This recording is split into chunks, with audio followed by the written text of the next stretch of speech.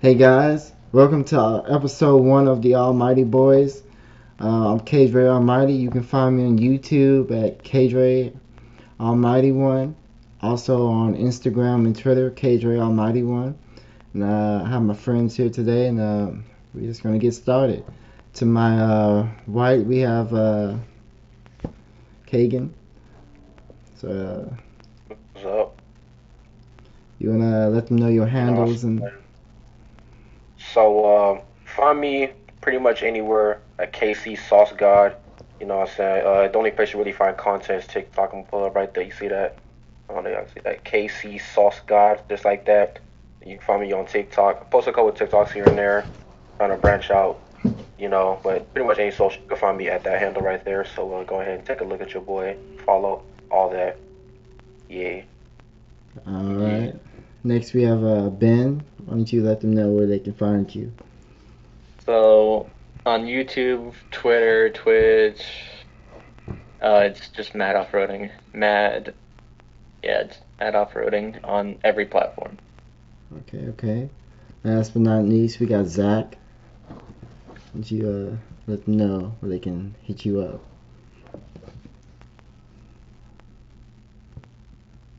Zach? I guess Zach is disconnected for a little bit or something. Alright, we'll Oh, I was muted. My bad. Okay, so on Twitter, you can find me at Zaddy of None, and on YouTube, you can find me at Zag Attack on Gaming. Most of the time, I'll be on YouTube though. Alright. So I'm gonna get started. So we'll start with what games we've been playing for this week. This week I played a little bit of I got them right here. I played a little bit of Ratchet and Clank. I think it's a remake of the original game for the PS4. Yeah. Correct.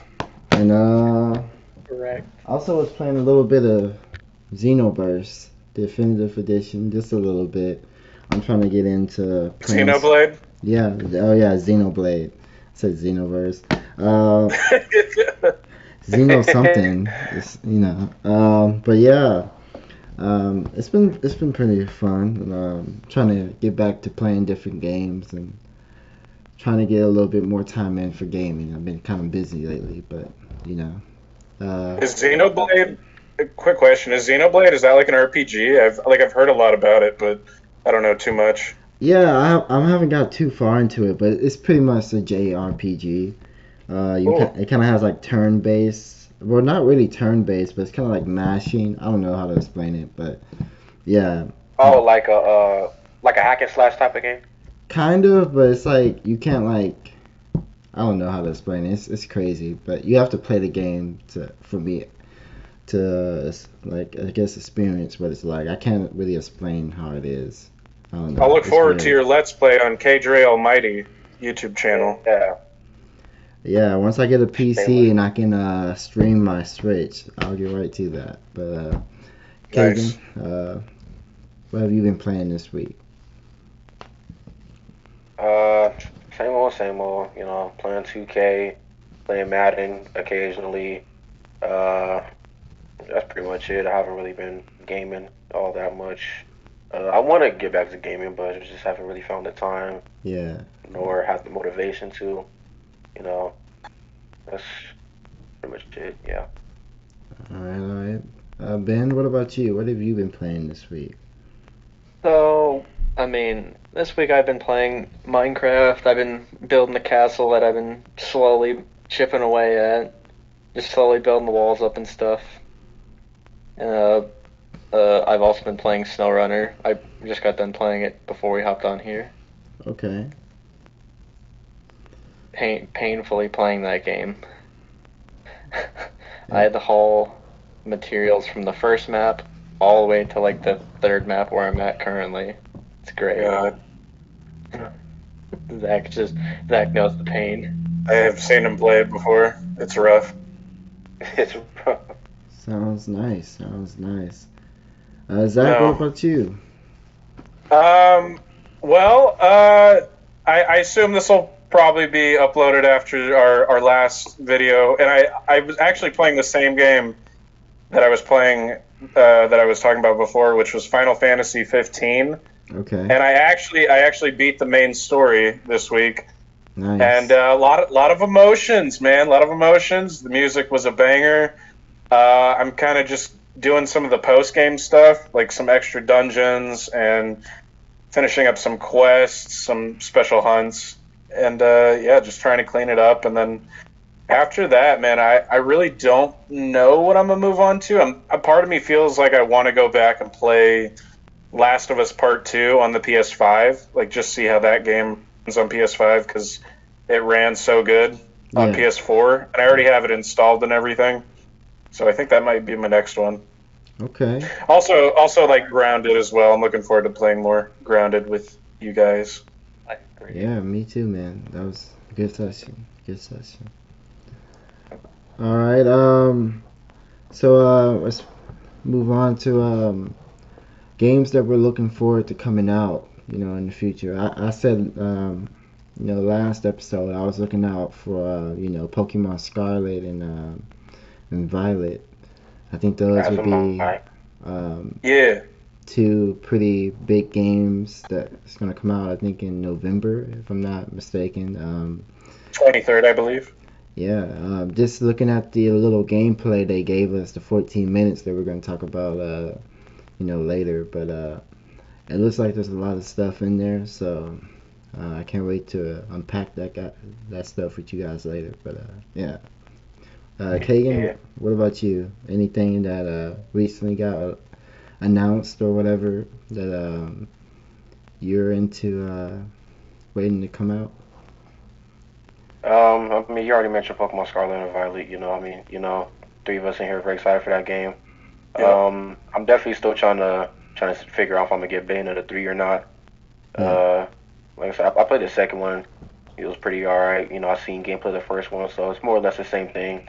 Uh, Other than that, Modern Warfare 2, definitely, definitely want to see what that game's all about because it's really been a while since I played Call of Duty. I haven't really enjoyed playing it since I don't know, like Black Ops 3, like probably Black Ops 2 even. So I'm hoping that game comes out real well. I want to be able to sit down and just play that game for hours, actually try to grind and get better. Have another game to play besides 2K. I'm tired of playing 2K already. It just came out like a week ago, or a month ago, I should say. Man, Already tired of it. the grind. Yeah, that's pretty much it for me. All right. I think Ben, you had something special you wanted to talk about. Yeah. Well, I mean, the game already came out, but it's a game called Bone Lab. It's a VR game. It's from the same creators of Boneworks, which is a really pretty advanced game, and their new game works on the Quest as well, Quest 2 as well. Okay. And so how the game is, so it has like a variety of different characters that you can select from like a watch on your wrist, and you can like pull it and it'll like switch through different characters, kind of like Ben 10 style. I was about to say literally Ben 10. That's so cool. What Ben 10 to be. That's Like cool. if you have like a small like petite character, your character will be fast and light and stuff, but you won't be able to pick up like heavy objects and stuff.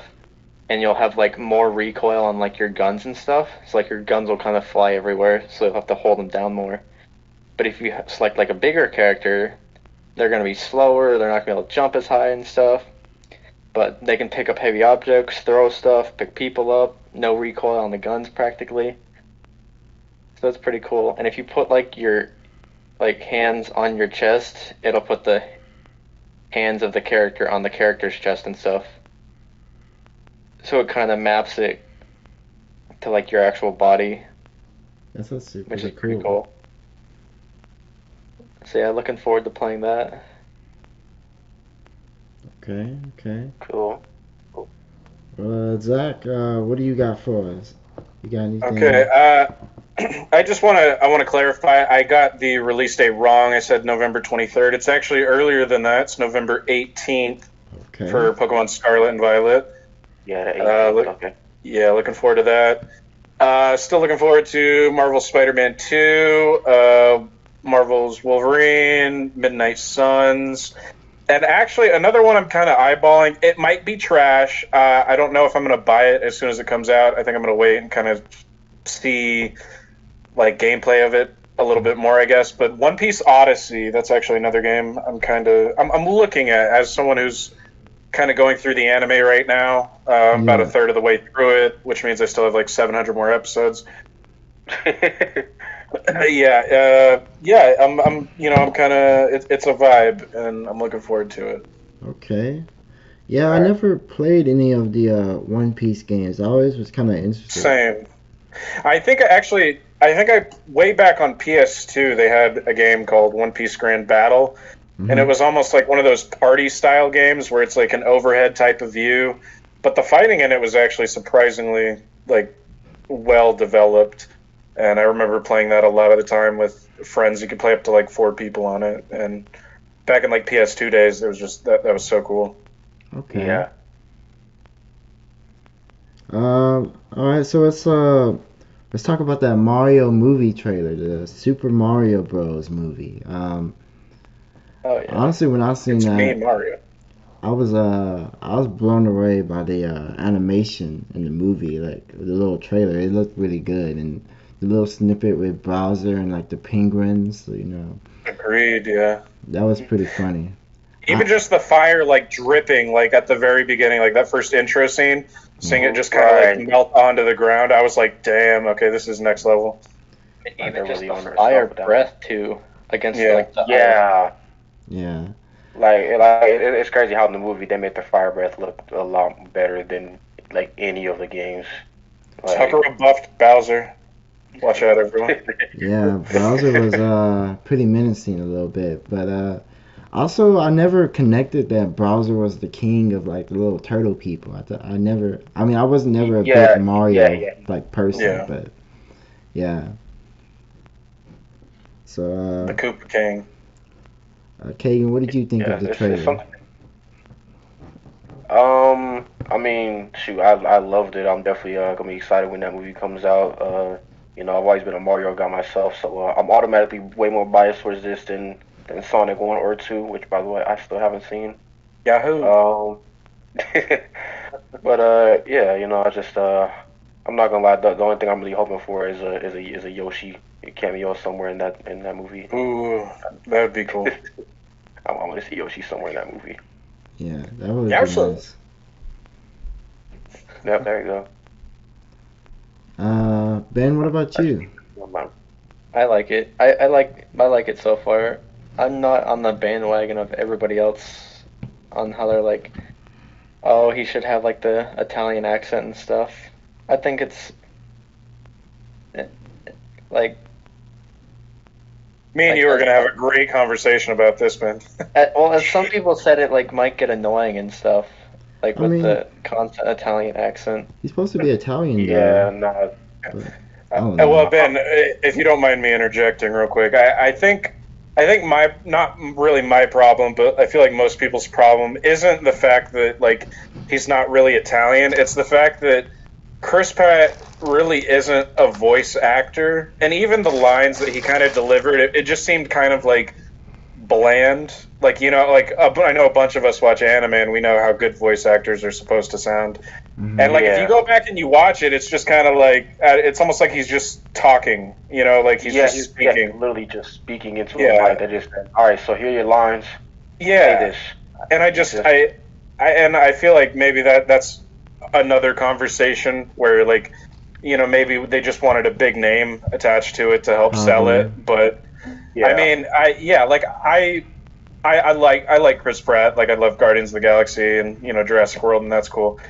But I don't know how I feel about him as a voice actor, specifically in like a big franchise starting movie like this. You know what I mean? Yeah, I agree.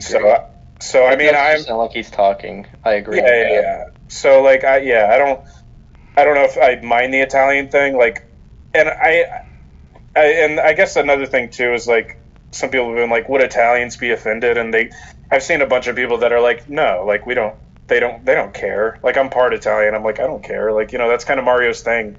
He's an Italian plumber. So, and Yeah, I mean, whatever they decide, and maybe it's. I mean, we only saw him say like 2 lines, Yeah. so I mean, I'll wait a bit more before I, judge it too harshly. But other than that, you know what I mean? Like you guys said, animation was really top notch. I think it was Illumination that's doing it. Yeah, so they do a bunch of really good work. I think they've done like isn't it like the Minions and stuff like that. Yeah, the like Minions, yeah. So they sing too.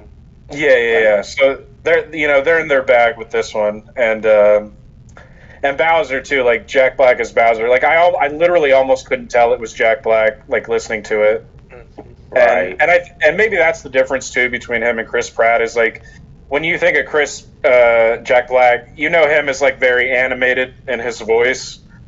Yeah. So on it, Jack Black. Honestly, he killed it for me, and I'm excited to see Yoshi too.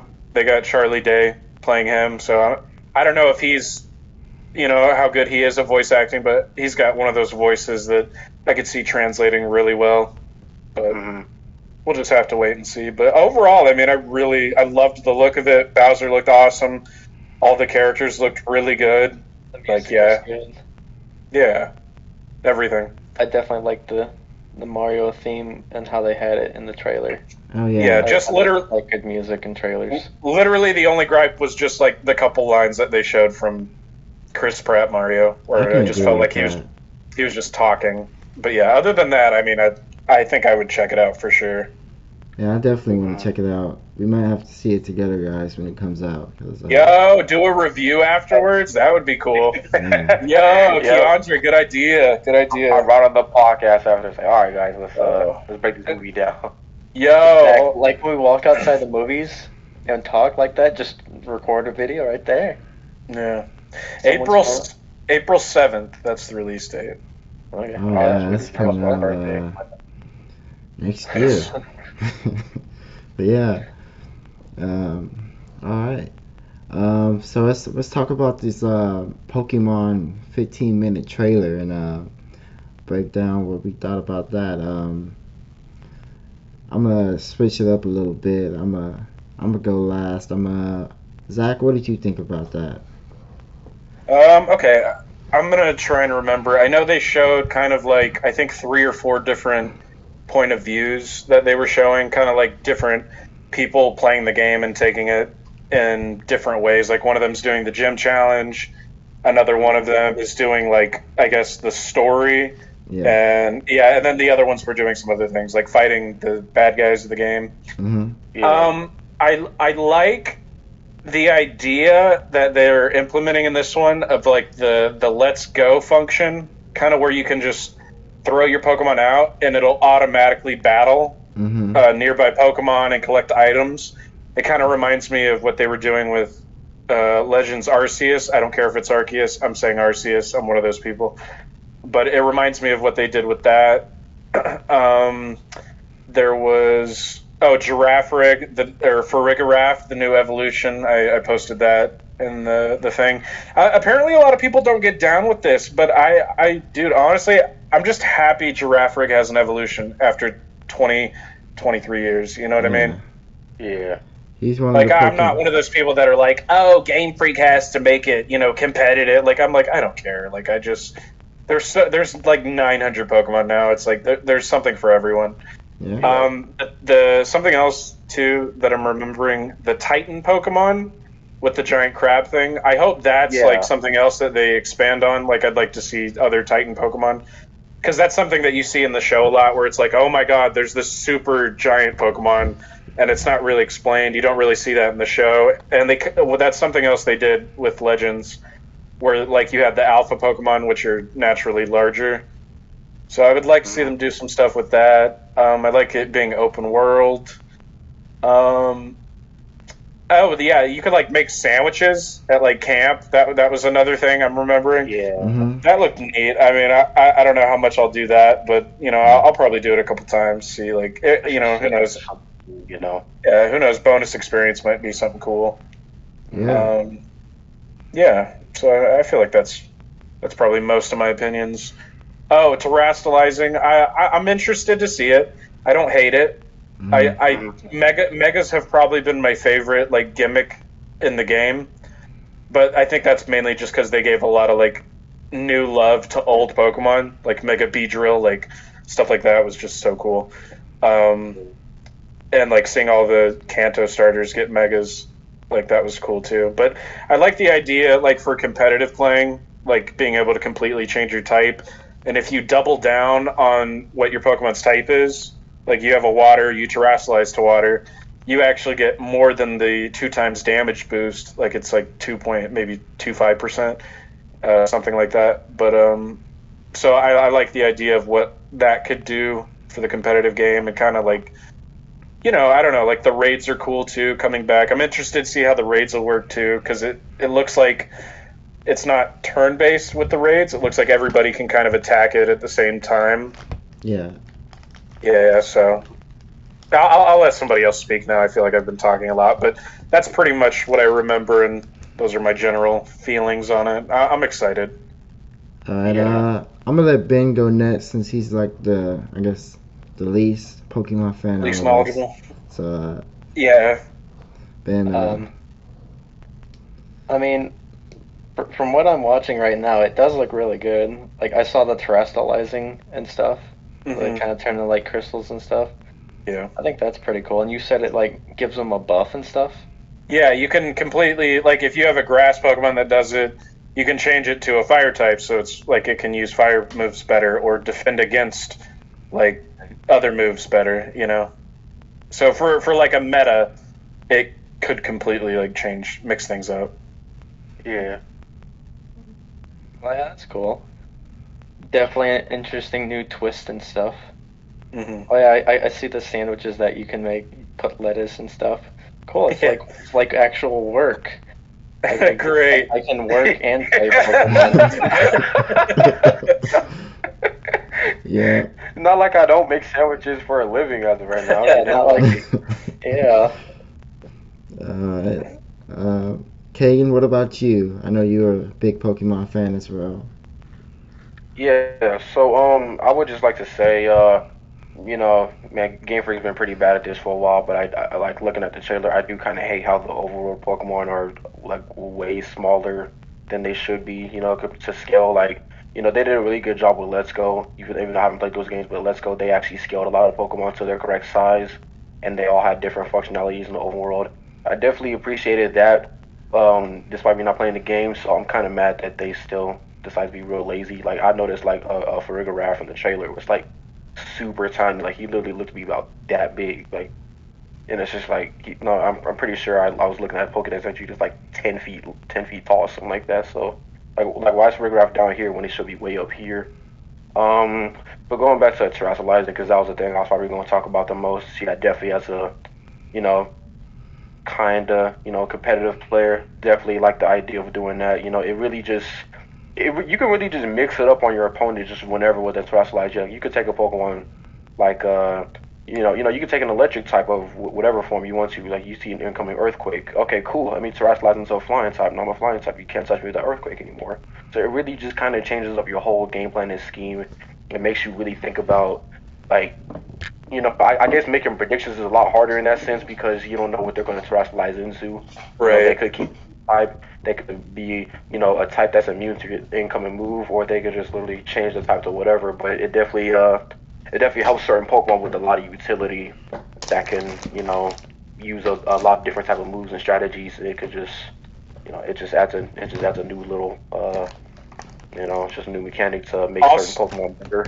also hearing you talk about like the mind games and predicting, you got me thinking Yeah. too, like the opposite side of that. Like you can debate people into like, oh, I'm gonna make you think that I think you're terrestrializing, but I'm predicting that, or like I'm gonna make you think that I am, but I'm gonna trick you into it. Yeah, Right. that's cool. Yeah, yeah. Yeah. Alright, so, What you guys think? I've been playing Pokemon for a long time. I'm sure a lot of you have too. I'm just really excited to see like the new the things that are adding to the game that, when you think about other RPGs that are kind of the same or different, you know, um, those games, been and incremented those, elements like the camera function, the mini map, the markers, Oh and yeah. all that other stuff. I'm just finally glad that Pokemon is finally implementing those into the games, in the open world, and you can explore, or you can make it your own journey. You can go to any order of the gym you want to.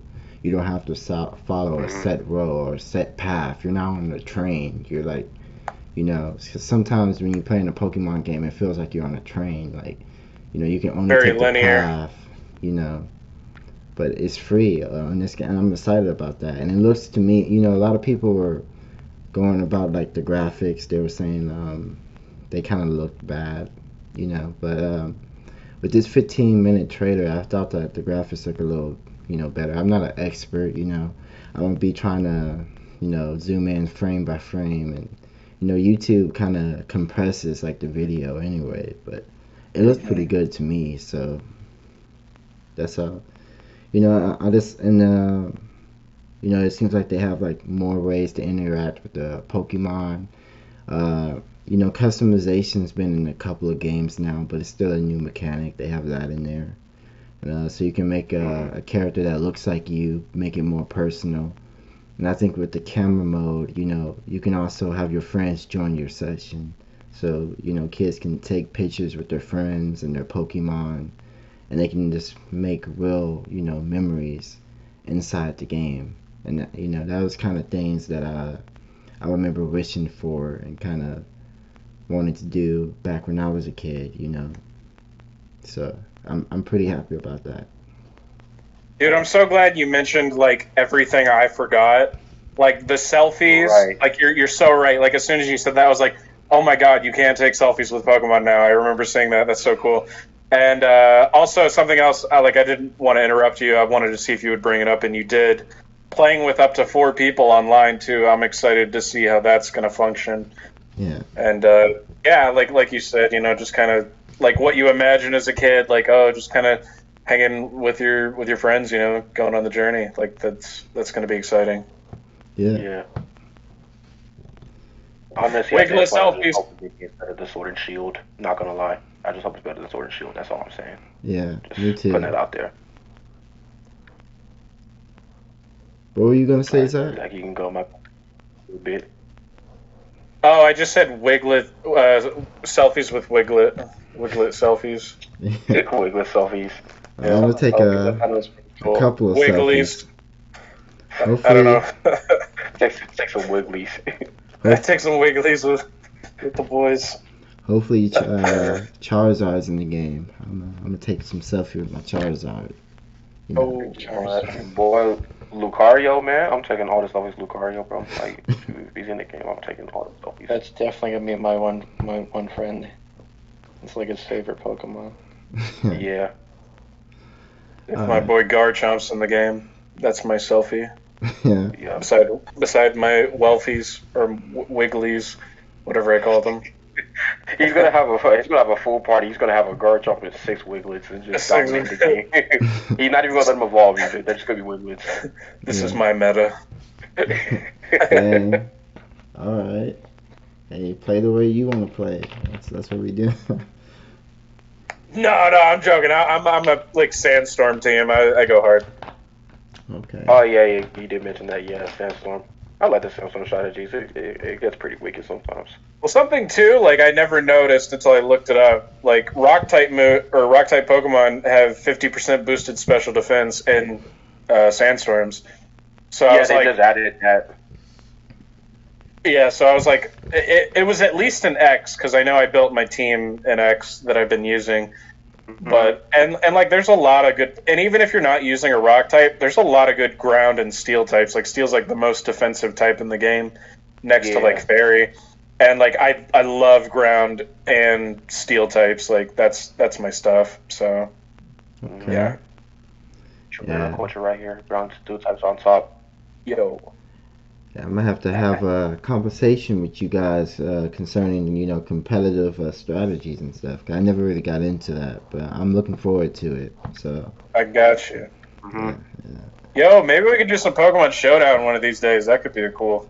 video idea. Honestly, I was just about to say Pokemon Showdown's where it's at. You get a little bit of that. You kind of get the taste of competitive Pokemon. Now the only Yeah. thing is when you try to play competitive in game, man, you hope you got a lot of time on your hands because it's gonna take a while. Pokemon Showdown's just a couple of buttons, man. In the game, you gotta breed your team, make sure they have all the perfect IVs and EVs, and freaking get all the egg moves if they normally can't learn. It's a hassle. I tried it once. I never did it again. Y'all don't have 6 IV Dittos? I I'm had sorry. I had a couple of XOY and ORAS. That was like the only year I kind of played competitively. But like yeah. ever since then, like I said, it's too much of a hassle. I'm not doing all that. Yeah. I'll just play Showdown. No, that's fair. That's fair. Yeah. All right, what's Bleach is coming back. I mean, it was one of the big three in animes. They tried to count it out. They tried to make it not count. They tried to erase it from the board. But Bleach is coming back. Bleach has always been, interesting anime to me. It wasn't one of my top favorites, but I did enjoy it when it came on. It got a lot of filler now, a lot of filler. But when the main story was going on, I would watch it, and it hit every time. I'm not gonna lie, Bleach be hitting. But I'm glad it's Aizen, back. one of the best villains. Yeah, we have to say that. I mean, Bleach. A lot of people like to talk about it. I like to make a little joke, like people like to say, I like to say Naruto, finished the anime, but without interruptions, But no talk. Bleach was one of the most, stylish, most diverse. There's a lot of stuff. New animes are probably and manga and stuff creators are getting from, Taikudo. Bleach. It's a lot of people got a lot of stuff from him, and he was very ahead of his time and what he was creating. And yeah. Zach, what do you think about Bleach coming back? I think you're a bigger Bleach fan than me. Oh my gosh, no. Me and K-dre had talked about a while back was how just kind of inclusive and ahead of its time Bleach was in terms of anime. Like, in terms of like having character. What the? Yoroichi, like one of the best characters in the entire show, and Chad as well. Like, just two, and these aren't even like side characters either. Like, these are main characters that have. What?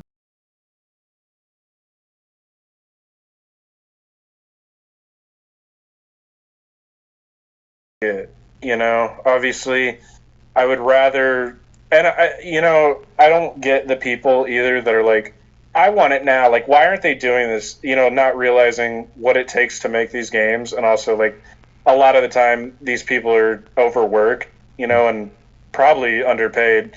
Yeah. And like I would much rather it be pushed back like half a year. You know what I mean? Than get some like half-assed project that completely ruins any and all hype that you got. Like, another one I never played, but I heard a lot of things about was like Anthem.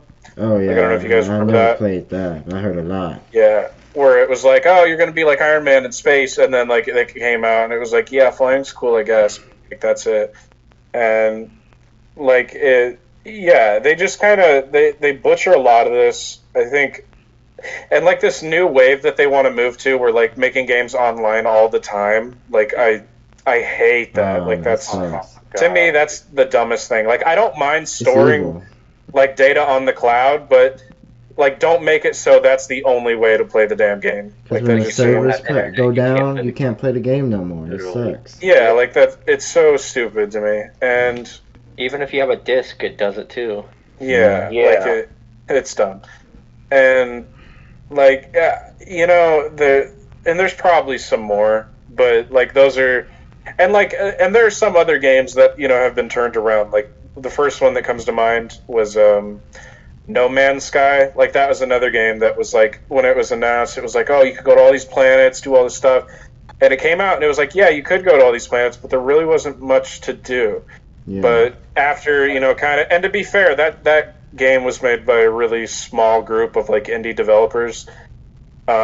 I'm not like saying it's okay to do that, because that's kind of what this whole conversation is about. Yeah. But a game like that, you know what I mean, with like competent developers behind it. Like if you look at No Man's Sky today, Yeah. like it's a completely different game than it was when it originally launched, and like they're even now they're still adding stuff. And yeah, I would much rather wait, like I said, half a year. Like literally no problem if a game got pushed back. And like even one of the games that I mentioned I was looking forward to, Marvel Midnight Suns, that was supposed to come out next month, and it got pushed back to 2023. But at the same time, I'm like, I'm fine with that, because I would rather this game get done right instead of it like coming out and just being a total disappointment to everybody who was hyped. Yeah. So another problem I see is, like Battlefield, like 2042 and Cyberpunk, they tried to release those on older consoles. So the problem is they got to make these really nice games like work on older consoles, and in Battlefield's case, it has to be like cross-platform between old gen and new gen. So that's kind of another problem. So they don't want to lose out on the old gen market, because they don't want to make all those people mad, because then it looks like they're trying to force people to new consoles.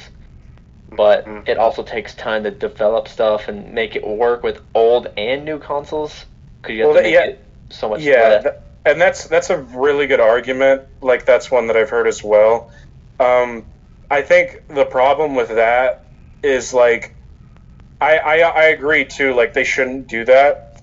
And people on the flip side will be like, well, that like they are trying to push like the next gen consoles, and at the same time, I'm kind of like, yeah, and at the same time, like not everybody can get a next gen console. Like I'm pretty sure even now they're still like really hard to come across. Yeah. So like I understand both sides of it.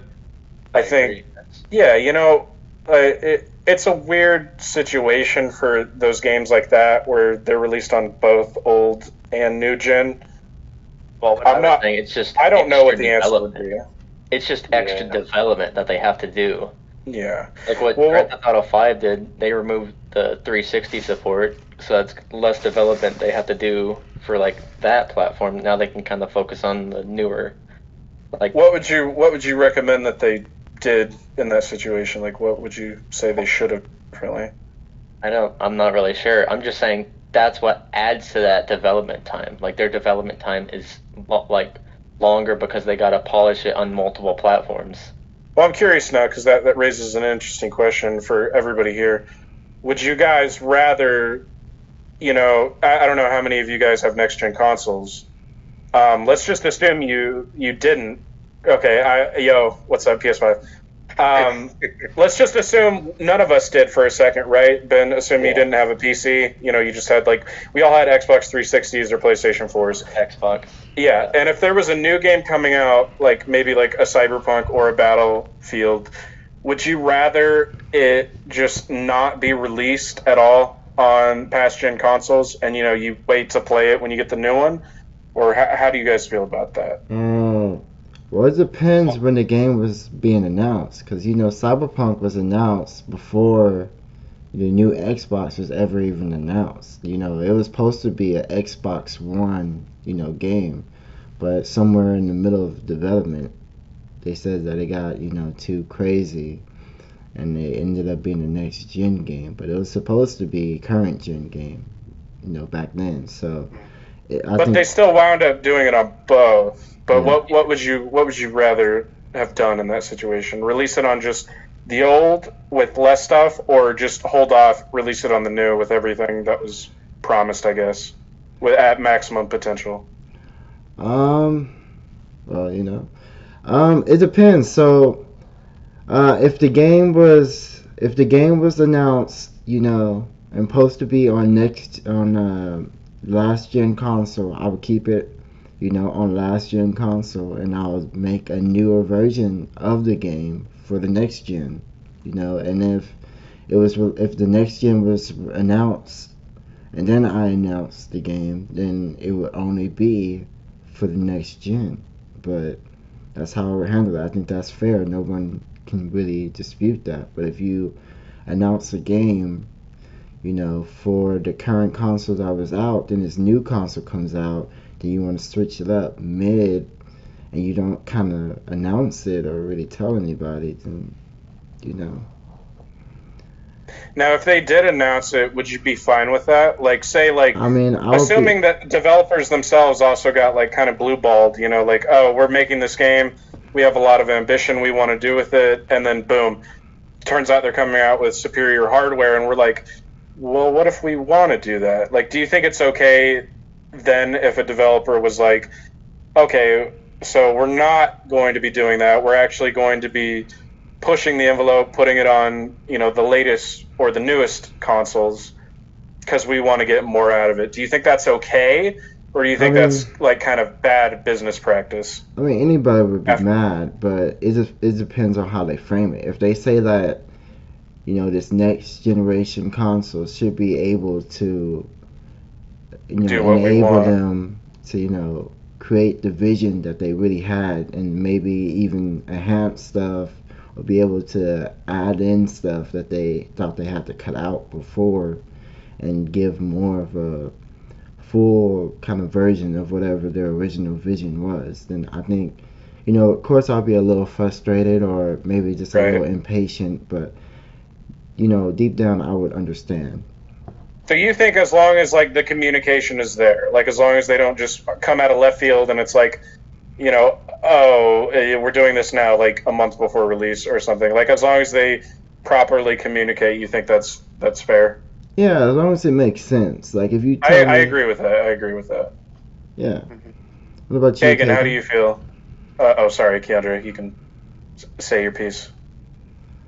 Kagan, how do you feel about that, So, I mean, I definitely don't have as much of a perspective when it comes to this. Obviously, I have a next gen console and all that, but like what I will say is like I'm gonna go to like my main example for this stuff will be like 2K, because that's the game I played for the longest time. That's the game I have more experience with. So just a little example, I think back when 2K14 came out, right? Like that game was on the PS3, but around that time the PS4 was coming out, right? So what 2K decided to do was, to make a new version for the new consoles, right? Like, it's basically the same game, but just, slightly enhanced graphics, add some new features, blah, blah, blah, right? But, but keep in mind, 2K is a game that comes out annually. They come out a new game every year. So what happened when that happened was, like, they kept pushing out the game on both consoles, both the PS4, Xbox One, and the PS3, Xbox 360. But the only thing was, they stopped really focusing on development of the old console gen versions of the games, and what they did was they basically just came out with the same game, but with a roster update. Like literally nothing about the gameplay changed. They just was like, okay, oh, these guys are added to the league now. Let's put them in the game. So nothing about that game really changed. But obviously the next gen version was getting all the new features and stuff like that. Online play, got better. Gameplay got better and all that. So, I mean, in a sense, I feel like it'd be better if they just focused a lot more on the next gen aspect, just because that's what's kind of going on right now. It's just a new thing, but I feel that. Yeah, but at the same time, I feel like as a video game company, you want to try to appeal to everyone, exactly, and like make your money everywhere that you can. And like at the same time too, you also want to put out the best product, like as the developer. Yeah. So yeah, and I guess honestly, it depends on like which camp you're in. Like if you have, like a PS5 or whatever, you're like, yeah, just make stuff for the PS5. But if you don't, if you're not fortunate enough to have one, then I imagine those people are, it's like, well, it's hard to come across a PS5. Not everyone can get a PS5 or the Xbox equivalent, and so I could see both sides of it, and that's why I just thought I would ask this question, because it was interesting to me. Also, another thing, it's not always the developers that do it. The developers want to make the game good, but they get pushed by their publishers. Yeah. Right. People that publish the game. That's another thing. It's kind of the publishers stepping on the feet of the developers. Like, hey, That's can we what happened with release Cyberpunk, right? Mm-hmm. Like the shareholders, they were like, we don't want to lose money, so put it out now. Yeah. Yeah. Mm-hmm. Do you So, have anything else to say about that, Ben? Um, not that I can think of, but Yeah, I know you're primarily like PC gamer. I was just curious if you let's had well, an I talk. did opinion. play I did play Battlefield on the Xbox because I'm game sharing with my friend, Okay. so we could play Which that one? together. Last gen or like the new one? It's a Xbox One X, I think. I play PlayStation. I don't know what that means. Is that the new one? Xbox One's It's the old gen. That's a Yeah, Oh. it's an PS4 old. equivalent. Oh, okay. Yeah, it's not a And Yeah, it's PS4. the other one. and how did you feel about it? I mean, so like Battlefield's graphics weren't the best. Like, so it varied from map to map. Right. There was a map with like rain and stuff, and it was like it ran horrible. Like they shouldn't. It was almost unplayable. So do you feel like that's a situation, that's one of those games that we were talking about where it's like, honestly, like, I'm sorry for the people who have last gen consoles, but you don't want this game on last gen consoles. Like, so just literally focus on next gen, put it out on that. Or Okay. they could have had like a disable rain setting, but then you kind of get into like, oh, the rain like if you don't have rain, you're gonna be able to see better and stuff, and it's gonna be like a My disadvantage. immersion. Well, it's gonna be like, oh, the people that have rain on, they're not gonna be able to see you as much or something. Yeah. That's But a on good some point. maps, the game looked pretty good. It ran decent. It had stutters every now and then. The gameplay was definitely not polished. I have a question. Did you see it run on the newer Xbox? Uh, I mean, from what my friends were saying, like when they would play it, like when they would play the game with me, it would Mhm. drop their settings as well, like drop their graphics as well too. So their experience primarily was much better than yours was Yes. on a previous gen. Okay. So when my two friends who have the newer Xbox played with each other, it was a really nice experience. But when they joined with me, their experience went down, and they're like, "This is horrible." Like, It's not you, Ben. It's your console. yeah, it's not you, it's the console. They're like, I don't know, this kind of, and they kind of got annoyed at the game, and then they kind of quit playing it after that. That's understandable. Mhm.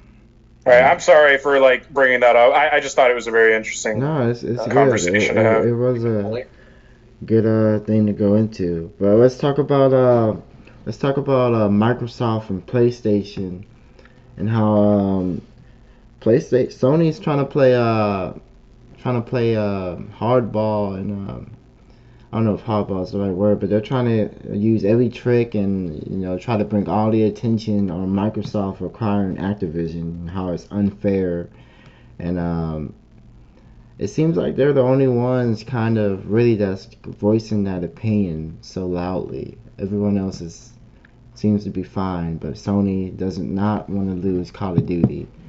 I think it's the biggest issue. I'm just gonna jump right into this one first, and let you guys go in. But yeah, I think I mean, you guys already know I'm an Xbox fan, but I play all consoles, and I just think it's interesting how Sony, I guess, recently has, I guess, been panicking a little bit. The hold that they once had in the PS4, I think generation is kind of dwindling. I don't think that they're consumer friendly. I think that price rise kind of proves that point about the PS5s. It's already a hard console to to hold. I know that they're trying to create prices and get the pieces to make it, but I think Xbox is going through that problem as well, but they're able to maintain their prices. Of course, Microsoft has bigger pockets than Sony ever could have, but um, I don't know, man. I just feel like Sony, like, is not as consumer friendly as a lot of Sony's stands would make it out to seem. I think they're more about money and it's about them as a corporation, which don't get me wrong, I'm not foolish enough to think that, any of these corporations really care about the consumer, over profit. I'm not, but I think that Microsoft is more invested in making sure that, their players have a comfortable experience rather than, Sony, which is more about, looks and their products. And, I feel like Sony to me is like Apple, and I don't like Apple either. I don't think, you know, their products is worth it to me. Um, but Sony was big on their exclusives. I think that was their driving, force. Their exclusive games. I don't think it was the hardware. I don't think it was anything else. And Microsoft, it's an experience. They have Game Pass. They practically give away all their titles for free, basically with Game Pass. You can have multiple first, AAA Microsoft games as soon as they release on Game Pass. You only have to pay a little subscription. Sony's trying to come up with something now, but I don't think it's as good as It, what. it's not as good a Game Pass at all. And just to briefly interrupt you real quick, what he's referring to, PlayStation recently just got like a little like tiering system for their memberships. So before you just had the PlayStation Plus, which is you know if you want to buy for a full year, $60. Pretty much all it granted you access to was a couple of free games they give you, like maybe like 2 to 3 free games every month. It rotates, and the games can be random. Primarily probably some games that came out a couple of years ago. Uh, and then they got a $100 version, which, if I'm not mistaken, it just gives you access to that plus like a library of games like that they just kind of Yeah, take whole out like like a lot of hits. yeah You back know, catalog. yeah, exactly. And then there's like a hundred, I think it's $120 for the tier 3, and it's basically just tier 2, but also you can like stream certain games, and yeah, so not quite as Disgusting. good as Game Pass, no. Not Yeah. Game not Pass a ain't no good good. value. Not a good value. It's despicable. Not a That's good value at disgusting. all. I don't know why anybody would ever even play like I play. I think it's like 14 something, even maybe a little more than that. I get I Yeah, get back catalog 360, Xbox One, all of Microsoft Studios, first party games that come out. I can stream on, my phone, the computer, my Xbox, and multiple different games. With gold that comes included with that, I get free games, at least three free games every month. There's like, you play a game on Game Pass and you end up wanting to buy it, you get a discount on a game. There's just so much value that, that they're trying to create as experience, And I think Sony is more about, the money. And, so many of you, like, PlayStation fans want it back, where it's compatibility and all this other stuff, and they knew that going into the PlayStation 4, the PS5, but that wasn't their focus, and they weren't hearing what you guys had to say. And now tables are turning, they're losing their grip, and they see this Call of Duty is dangling, about to be taken away from them. And that's a really big game for them. A lot of people like playing Call of Duty on Sony and other platforms too. But a lot of Sony players like playing Call of Duty, and that's getting taken away. That'll hit them pretty hard. Uh, I'm gonna let Zach go in on this one. What he thinks about Thank you. Um. Okay, so I wasn't too aware. I mean, I knew a little bit about the whole PlayStation, Xbox, Activision thing. Um. I I kind of look at this from two different sides, where um one side is PlayStation already has a ton of exclusives. Xbox, to be fair, like isn't, I guess, super well known for like having PlayStation tier exclusives, like naming like God of War, Spider-Man, like stuff that's like very well made, and I guess it's been performing very well. So there's that side where it's like, okay, well, kind of let them have it, I guess. Like PlayStation's got their exclusives. If Microsoft has the money, then they should be able to have theirs. It's capitalistic, society. So I mean, if they can do it, they can do it. Now there's the other side too, where people are like, well, maybe not every game should be exclusive. You know what I mean? Like it's kind of like their choice. And like you said, like a ton of people do play Call of Duty on every console. And like, is that fair to take that away from them? Like, I don't know. I don't have the answers to these questions. Honestly, I don't really care either way. But I'll be interested to see like how it develops.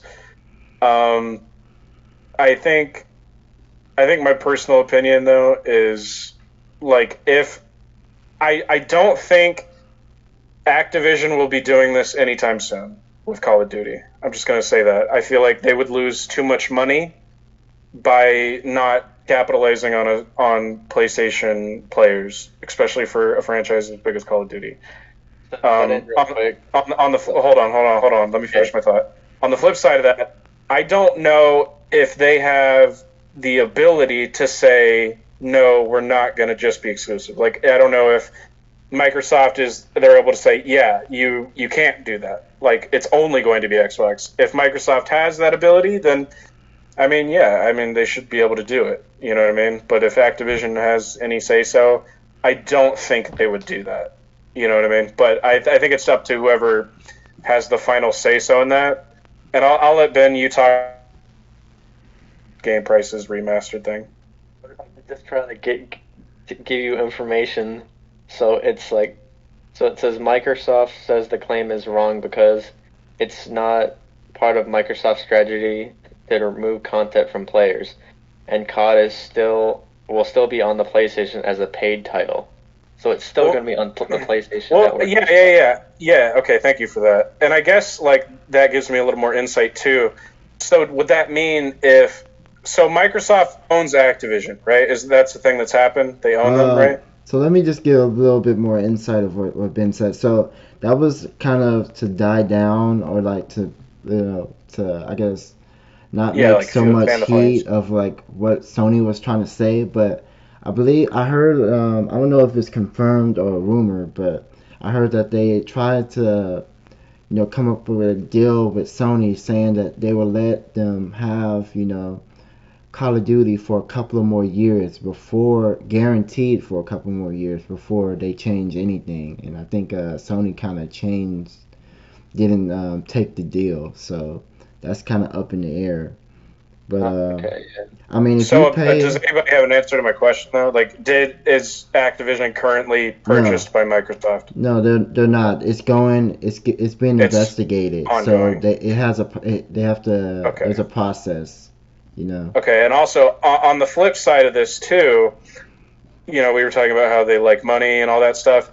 If they own Activision, Ben, maybe you would know, would they also get a cut of Activision's like money if they're owned by Microsoft? So like, would it be better in a business interest if you own a company to continue selling to more people, because in the end that money will still wind up in your pocket? You know what I'm saying? Yeah. I would assume like if you're like the parent company, you would at least get some of those profits, right? Yeah, Microsoft is probably still going to get a little bit off Activision because it's like Amazon. How Amazon owns a bunch of companies. You definitely would. They get a kickback off that. Yeah, like they get a little bit off the top. Mm-hmm. So that's my thing too. Like I feel like if Microsoft can still make money from Activision selling to PlayStation people, then yeah, I feel like they would still just take that money off the top. And if anything, they would probably develop. If anything, they would probably develop like new IPs that would be exclusives. You know what I mean?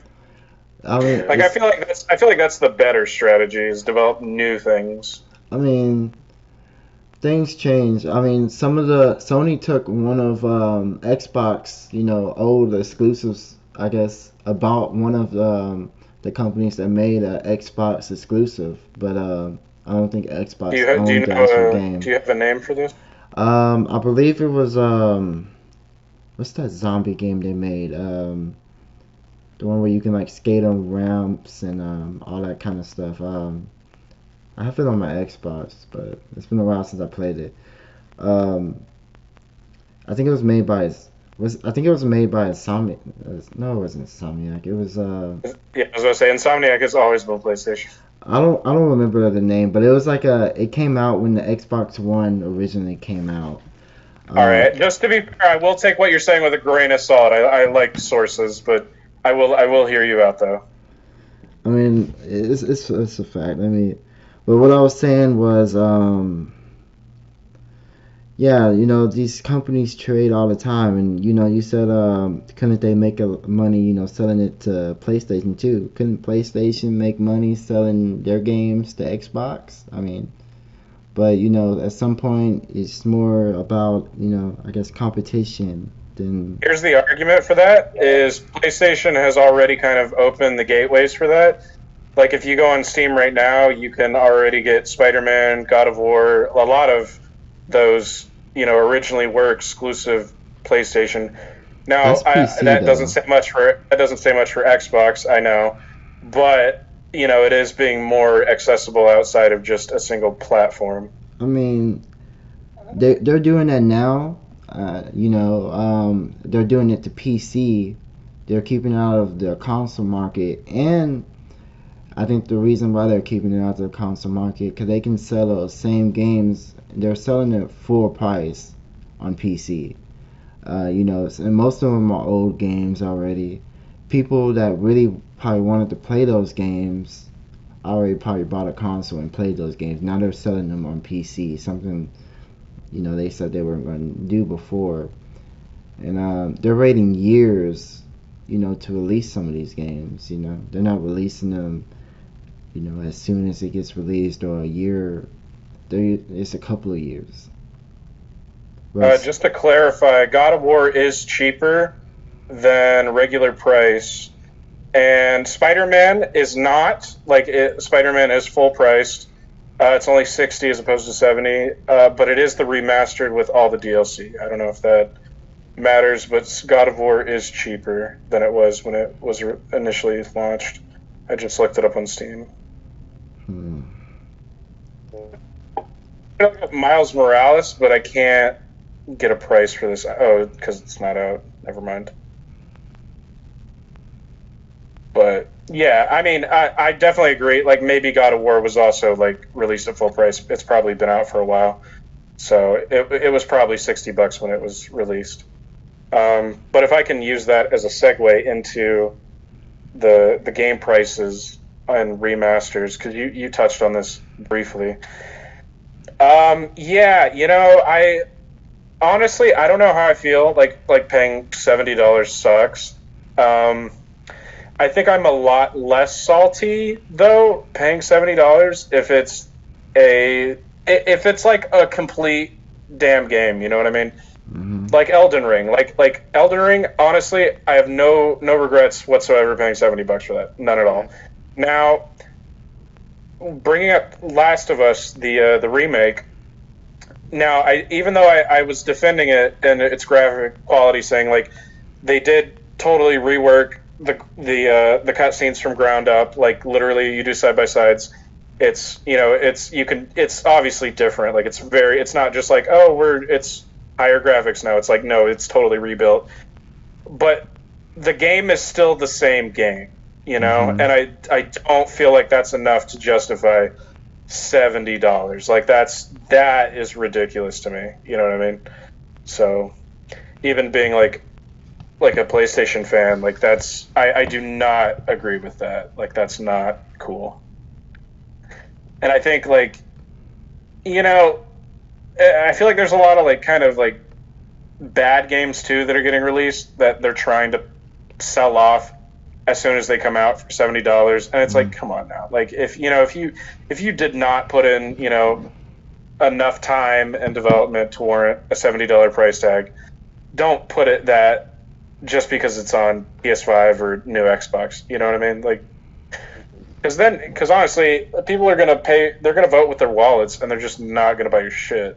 So yeah, I totally agree with you on the like remasters and stuff. Like they should not be full price.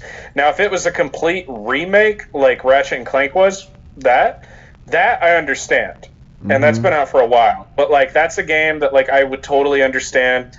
I've played the original Ratchet and Clank. I've played that one. Like it's the same game, kind of. Like it's got the same story, similar story. It's kind of like a different timeline thing.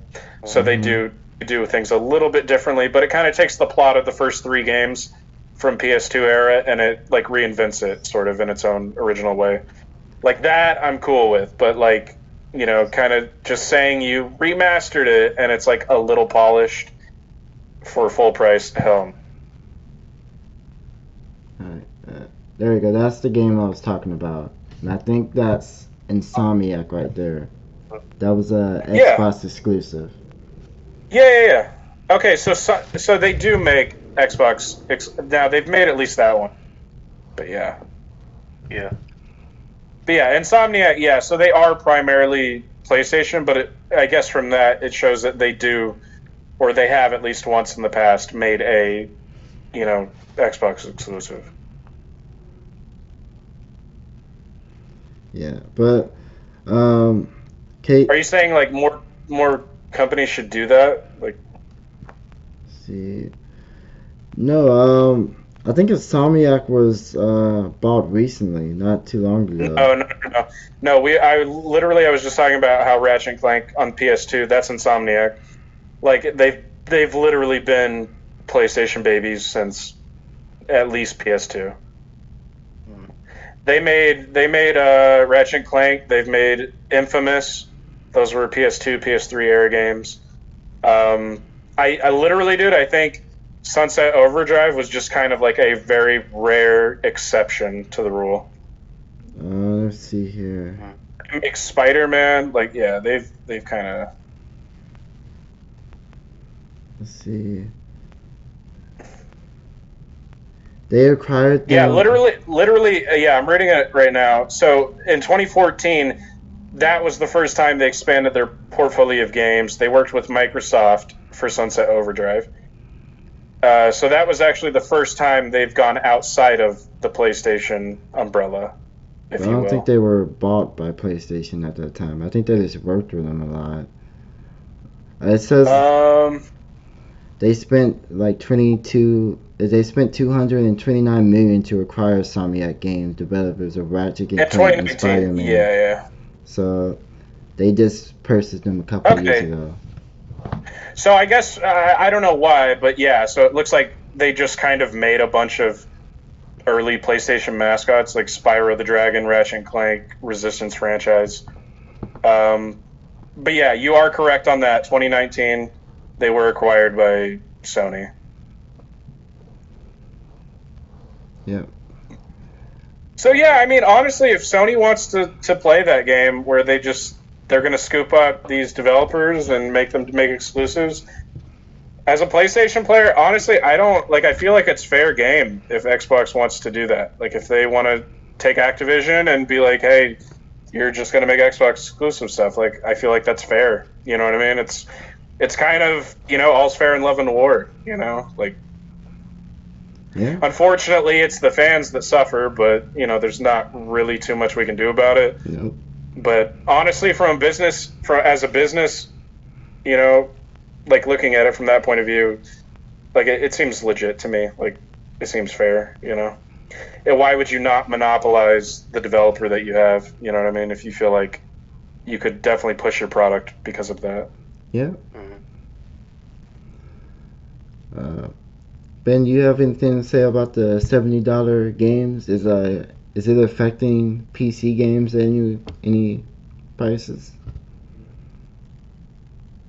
Not games that I buy really, but yeah, I don't know. It's just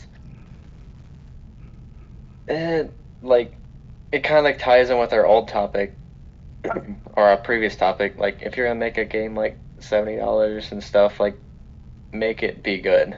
Like Yeah. Mhm. make it have that $70 quality. Like, I'm sorry, but Games literally, under I'm 30. looking. Was looking at Steam right now, just looking to see if there was a $70 game. Guess the first one I come across: FIFA 23.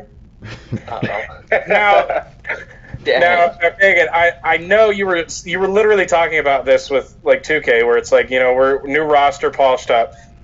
Do you Yeah. feel? Yeah, I'm sorry, but after Ben talks, I want to know how you feel about those sports games being $70. But Yeah, Ben, I got finish, you. please. I'll let you know. I'll let you know about that. Yeah.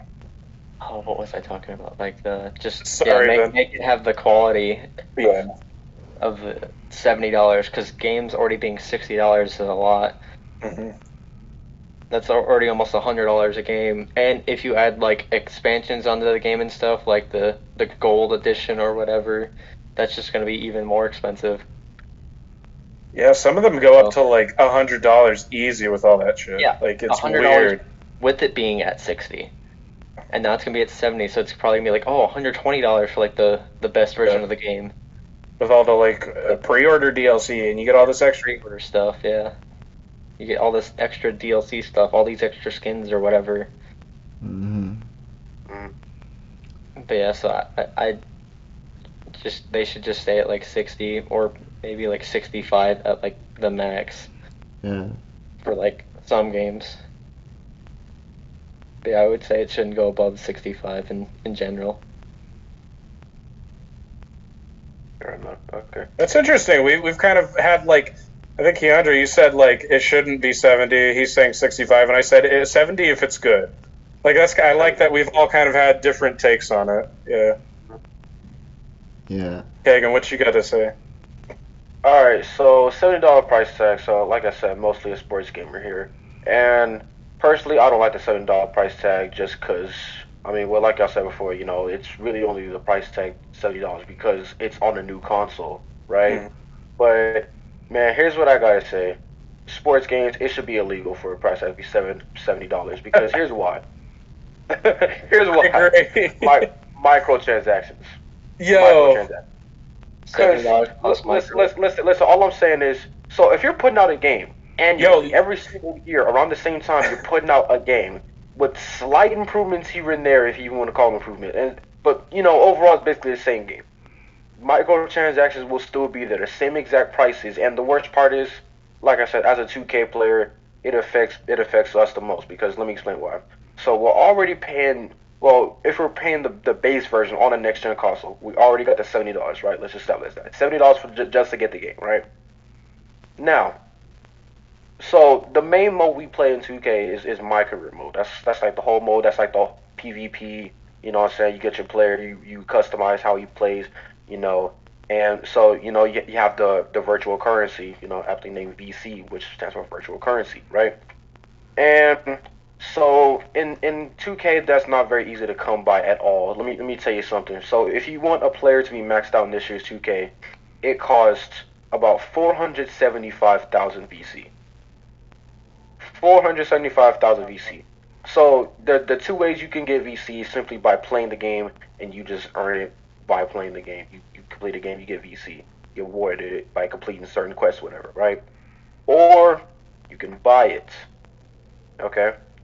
hmm Do you know how much it is to buy? Do you know how much VC it is for $100? So much Tell as me. short cards. Like 450,000. gosh. Like I said, it's 475 to get one maxed out player. So you're telling me if you want to get a maxed out player, you gotta either spend $100 or let's say in a my career game you get just about maybe 1,200 VC at most. So I damn near gotta play 500 games to get one maxed out player. On top of me paying $70 just to get the game. Yeah. Damn. And That, grinding that much, are you gonna that enjoy the game to get the player maxed out? exactly like Is that's it gonna just be fucking worth it in the ridiculous. end? It really isn't. Like it'll take you literal months to get that player maxed out, or like I said, you just give him $100. on Yep, top and of then the 70 you already paid, man. And that's just 2K. I could really get into. Actually, I'm gonna just get into Madden briefly. Yeah, I was gonna say, K-dre, we should just move this into our like loot box microtransaction conversation. We might as well, cause Yeah. I don't even play like Madden Ultimate Team, but that's like their main money making mode. It's literally just a mode where it's just a card collecting mode. You collect cards of certain NFL players, past or present, sometimes even future. And you just put them on one fantasy roster and you play online against other people, or you play against CPUs. Um, and well, really the main objective is just to get the best team physically possible. And so, man, so you have the coins in that mode, which I mean, I'm not quite familiar with it myself because I don't play the mode, but to get a lot of coins, it takes a lot of grinding. Or you could just buy Madden Cash, which, by the way, Madden Cash is a currency only available by purchasing it. At least it's not like 2K where you can at least earn VC by playing the game. You have to purchase Madden Cash. You have to. There's no other way to obtain it. There's literally no other way to obtain it.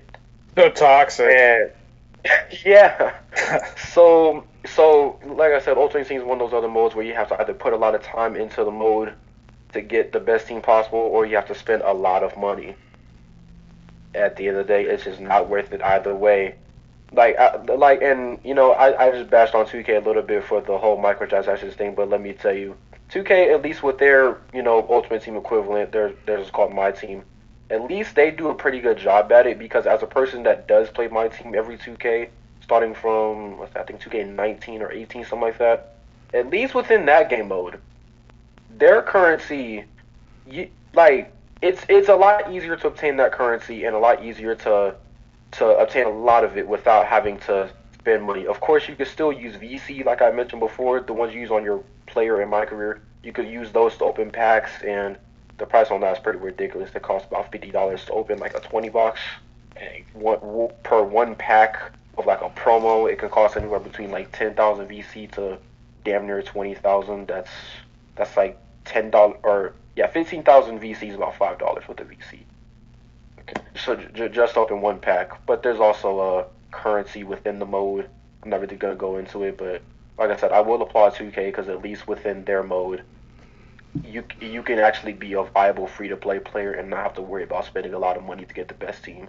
I mean, if you want to get it the fastest, spending money is where it's at. But if you wanted to just play the mode and grind it out, at least you have that option. You can, yeah. Man, possible, yeah. You have that option. But man, Madden does not give you that option, at least not reasonably. But yeah, that's why I'll go ahead and stop with this little loot box discussion thing. I'll let someone else take the floor from here. That was good. Yeah, these games with these transactions are getting crazy. I've been playing a little bit of. I think a couple of weeks ago I played a little bit of Guardians of the Galaxy, but the game before that was the Avengers, which you think would be even more popular than Guardians of the Galaxy, but Avengers was microtransactioned out, and it just wasn't good. People didn't want to be shaken down for money like that, and I feel like if you're paying full price, for a game, $60 at the time it was, $70 maybe in the future now, but you shouldn't have microtransactions like that in there for simple things to even just play the game. It should be either free or a lower price than what regular games are going for or something. This I'll pass it around to whoever else wants to say something. Real quick, going off of that, it's interesting because I think they're both by Square Enix, right? And like, I'll be honest, the problem with Avengers isn't even really the microtransactions. It's just like the gameplay's really bad. But like, if you wanted to like get cool costumes, which is kind of the whole point of playing like a superhero game, is like, oh, I remember this outfit from this or this movie or whatever. That's what's so it's like the one damn good thing they wanted to paywall that. Now on the flip side of that too, you have Guardians of the Galaxy. You talked about that. I don't know how far you've gotten, but I played that, and that game does it so right. Like if you want a costume, you go and you find it, like, in the level. Like, it's like a pickup. And it's like, it reminds me of, like, the old school days where it's like, you get these things by actually playing the game, Like, Yeah. I don't know. Like Guardians of the Galaxy really took me back to, like, old school day, Like, that, it just did so much right. Literally 0 transactions in there. You find outfits, all your upgrades just playing the game. Like, that was it. There's a Nice. lot of games, that do this. Like, God, it's even gotten into games that were originally single player, like some of the Assassin's Creed now. And you don't need to, like, you really don't need these microtransactions at all, and it doesn't give you any advantage other than, like, maybe I grind a little bit less in the single player mode. But, like, at that point, it's like, what the hell are you playing the game for? It gets really toxic, I think, with. I'm trying to think of a good example, but it's hard to really top, like, Madden. You know what I mean? Like, Yeah. that's a pretty big offender. But I just, the whole loot box thing to me is, like, it's just bad. Like, if it's essentially gambling. You know what I mean? Like, that's literally what it is. That's literally exactly what it is. That's exactly what it is. And the odds are so shit. Like, it's not even worth it half the time. Like, I think I was seeing something, I forget what game it was, but people were trying to get this skin, and it was like the odds of getting it was like, oh, you got to spend like $120. And it was like, dude, what the hell? Literally ridiculous. Now, I also want to take this time too to talk about like the battle pass system. And while I don't love a battle pass in a game, I like it better than a loot box, because I feel like a battle pass, it's like, okay, you pay like whatever for this season, like $10, $5, whatever game you're playing, and you play and you get like bonus rewards. You know what I mean, for playing your online or doing whatever you got to do. Like, I would much rather gaming go in like a battle pass direction than continue like a loot box direction. You know what I mean? Like, I feel like battle pass literally rewards a player for playing the game, whereas like a loot box is like, yo, gamble your parents' money to children. You know what I mean? So I'm curious to see how y'all also feel about battle passes, but I want to hear Ben, what you got to say about like loot boxes and stuff. Yeah, it is practically like gambling. Like, I would say, like, if it's just dumb because it's with real money in most cases. Like, if it's just like in-game money, only money you can get in-game, that's fine. Right. Because then you can grind for that. But when it's actual money and you got like kids doing it and stuff, then then you like start like gambling addictions and stuff, and that's just a whole nother dark, deep road to go down. Because it's like, I don't know, like, it's a game, and you're like, oh, it's just a game, it's fine. So you kind of get that thought behind it. So it's cool if it's just like with like in-game currency, only stuff you can get in-game, but no games really like that, which is the problem. Yeah, literally, the one example that I could think of was like 20 plus years ago. K-dre, I don't know if you ever played like the original Pokemon Red, Blue, or Yellow, but the game corner in those, you gambled using like your Pokemon money, like your original, and maybe even in Gold and Silver you could do it too. I'm pretty sure, but like that's like the last game, and maybe like this Naruto game I played on PlayStation 2, but like that's it. Like, it's so rare to see that, and honestly, Ben, that's a good point. They should do that. Like, if you're gonna have a loot box, have it like your in-game currency. Don't even have it to where you could buy it. You know what I mean? Like, it's a bad, such a bad look. Like, you could buy like if you want to buy like a skin that like just cosmetic stuff, like that doesn't affect like gameplay or anything, like that, like just you could do, maybe you could do like actual purchases for, but just don't have it like too expensive, like under $5 or something. Yeah, I think I heard something about like a Halo skin being like $20 or something. I was like, dude, what the fuck? Yeah, just like under $5, even under $10. Like, I would say $10 is like the max for it. purchasing. I actually wanted to. I'm gonna just finish the thought. I was gonna say. I just wanted to actually kind of backtrack because I just remembered something that I did want to bring up my whole 2K thing. So another thing, you know, VC, you can use that to buy clothes too, right? So check this out. So another thing 2K likes to do very often is that like they like to collaborate with like different designer clothing brands and have their stuff in the game, and that's cool. The problem is like I mentioned earlier, you know, if you want 15,000 VC just right off the rip, it'll cost you $5. Most of the stuff that goes into the store that you can buy from those designer brands costs that at the very minimum. Oh, At the very minimum, I've seen cases where, let me see. I think the highest I've seen the clothes go up to is maybe like 35,000 VC. So that's like $10 right there just to buy a shirt or something. Like that's just for a shirt. And then you might want the shorts. The shorts might be an additional 15,000. Maybe if they got some shoes, those shoes would be like 15,000. So like yeah, when it comes to having stuff like that in game, like if you're gonna buy it, You're buying like a have real it life be outfit a, that you could wear. reasonable price. Exactly. so you said $5 gets you how much? 50,000? 15,000. 15. Oh, 15. 15. Okay, so and for a little perspective for us who might not be familiar, like how much VC would you normally get for like just completing a quest or like finishing a game or whatever? Like how much would that I be? mentioned earlier, finishing a game in my career. Well, it also depends on what difficulty you're playing on. So, for Right. example, if you're playing the highest difficulty Hall of Fame, which gives you, I think in game it says a 1.6 times VC multiplier for the objectives that you complete in the game, you get just about a little bit over 1,000 VC per game. And So it's that's like on a dollar's 1.6 worth. multiplier. Or I guess it would be a little No, less no, than. actually, no. So a dollar's worth is about 5,000. So actually, Yeah, that's what I was literally saying, less. 20 cents worth of 20 cents worth of Yeah. VC. And how much time would you say that it would take to complete a quest like that? I mean, just for completing the game, depending on how you like to play, it could literally take you as little as about maybe, at the very, very minimum, if you somehow manage to get up by like 25 points, you could exit the game early. Maybe it would take about 10 minutes. But depending on how you adjust your settings, maybe the game can take up to like an hour even.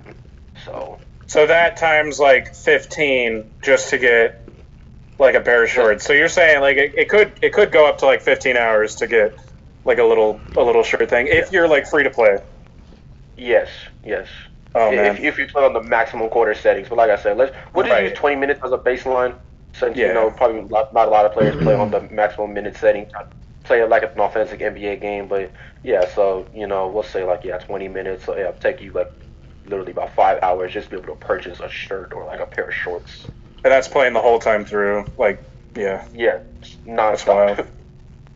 Not me. I don't mind grinding games, but that is like just way too much. Yeah, not me. Just to get a shirt. You won't catch me doing that. I wanted a polo, and now I gotta get the pants too. I need shoes Oh to man, Mm-mm. yeah, I need the shoes. I need BC. It costs like $10. Probably like I can't be one of them dudes. Heck no. That's why it's so painful playing 2K sometimes, because man, you invest a lot of time and money into it, and sometimes it's just not worth it in the end because man, there are other people that just want it more than you do, and it's just like it gets real competitive because it's a basketball game. Sports gets really competitive, but like it's just. And you have the whales that are willing to just throw the hundreds of dollars to just Exactly. pass all of that. So and there are literally content creators that are out there that would like quite literally. Well, this is mostly in the My Team game mode that would literally like spend hundreds of dollars just to have a video of them opening packs Oh, just man. to get new content. Hundreds of dollars, like every week.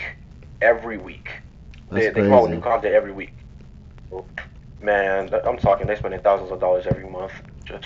Yeah, I don't know if you know Agent, but I watched some of his videos on it. And I really like him and playback and all that. And I watched him talk about it, and he honestly he's saying a lot of what you're saying too. So I know that it's definitely felt throughout the community. Yep. Because I know he's definitely an avid player as well. Yeah, Yeah, I definitely like to watch his videos because like before.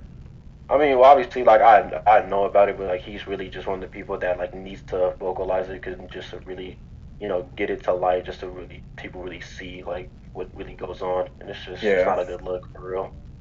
I mean, it Yeah. makes him a lot of money for sure. I mean, shoot, $1 billion company, do whatever you want, it's making money, but I'm just saying, It's like also good some for people, people to call it out. Yeah. yeah, some people just get it out there, just know, just be wise, Yeah. just be wise with how you spend your money and how you decide to go about all that. Hmm. Yeah.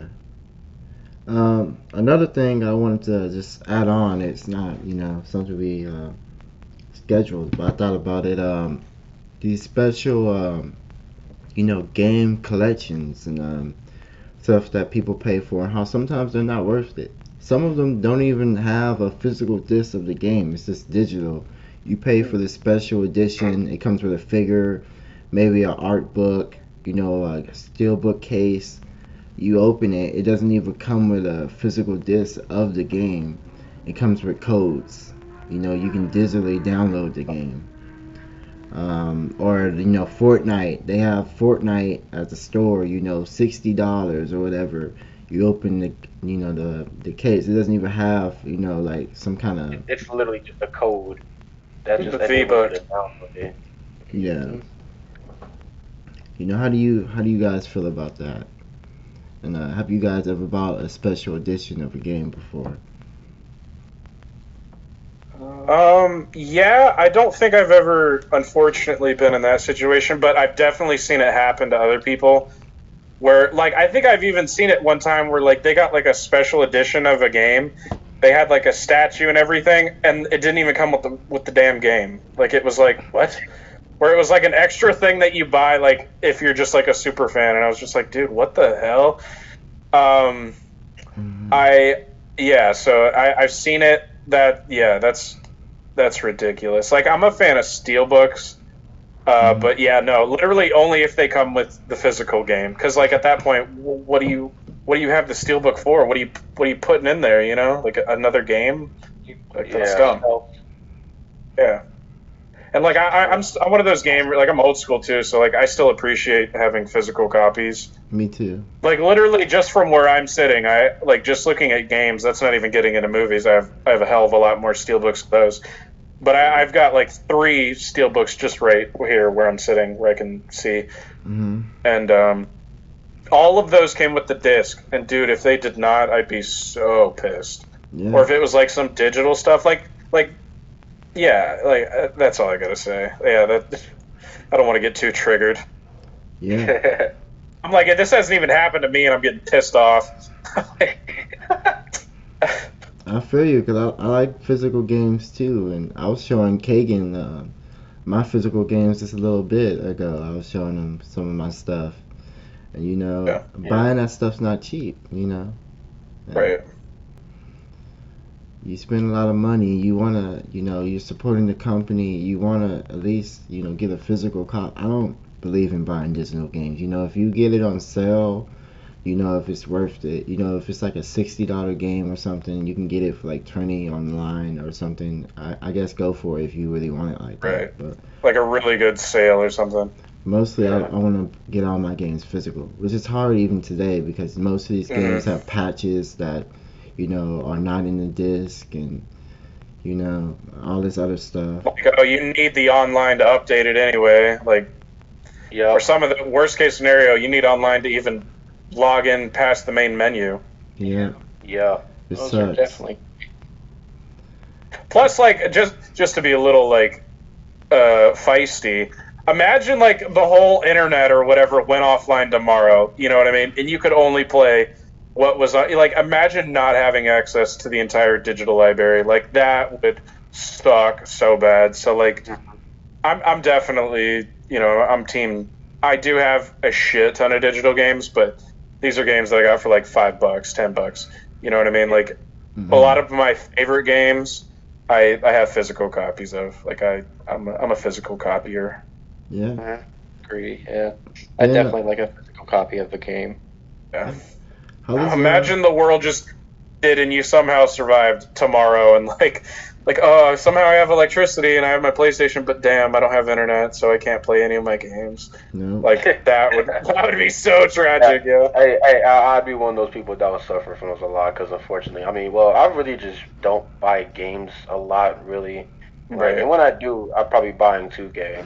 So like, you know, I don't For really you, care it's- as much to have Yeah. the physical copy. It's probably You just know, like ease but- of access to you too. You know. Yeah, like, exactly. I It's just can you know, get it's it just right right here. there. Yeah. And then also I game share a lot of my games with my friend, and you know, and he tends to buy the digital copies too, obviously, because that's how I game share. Mhm. But the last game I definitely do remember buying the physical copy of was Persona 5 Royal when it first came out, That's a and good one. you know I like pre-ordered it too, and like I even got like the special little case for it, like just for pre-ordering it, and you know that definitely was worth it to me. I mean, it's just a really cool like little steel Yeah. cover, and you know, so basically what I'm trying to say is, hey, if you're gonna pre-order or something, get a special edition, you better not be overpaying because of a steelbook case, something like that. You better, man, get your money's worth, and you know. No joke. I think literally every steelbook I've ever gotten, it was free with the game. Like Yeah. I was not paying any more for the steelbook. It was like, yo, if you order this from here now, you get the game the same price you would anywhere else, but you also get the steelbook. Yeah, like that's cool. Like you Yeah. pay the same price with the digital version. What you getting? You just getting the game. You don't even get a cover for it. You just see the little icon on the home screen. Like, okay, cool. You know. And I'm definitely not going to shame you either for not getting like a physical copy of like 2K. Like that I totally understand. I don't blame you know what I mean? Yeah, like that. literally the last physical copy of 2K I have, I think, is 2K18. That just Yeah, shows you. Like, And it's we're worth currently on like 22. 50 cents. it's been a hot minute. Get a whole storage unit just to keep the games in for the. Just, Yeah. Yeah. All right, I want to play this game today. Let me go and get this one out. Have a whole bookshelf just dedicated to the. And I'm kind of curious for you, like as a PC player. I mean, do you have a ton of physical games, or like how does that work?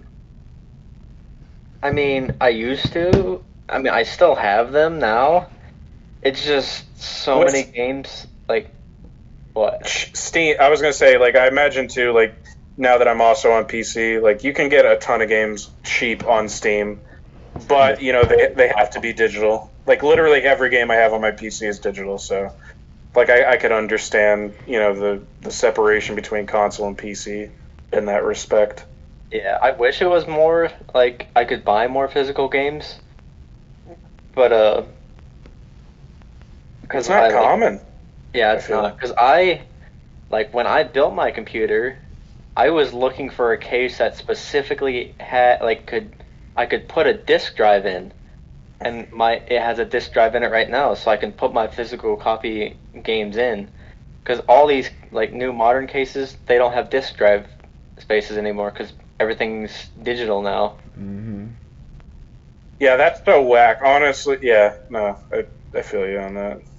Cause you see this really cool case, it's like, oh yeah, that's really cool and stuff, but like, if I want to play physical games, like, where am I gonna put it? I mean, yeah, you can get external ones that will do it, but I don't want to say whack. You know, like different strokes for different folks. You know what I mean? Like, I just I feel like, you know, some of us, you know, we like physical touch, you know, and I feel like, you know, there's some people also too where, you know, they don't really need, for what they play, they don't need the physical. You know, I don't want to shame anybody, you know, for I think it's also a space thing. I could see both sides. Some people don't want to deal with, you know, it taking up space.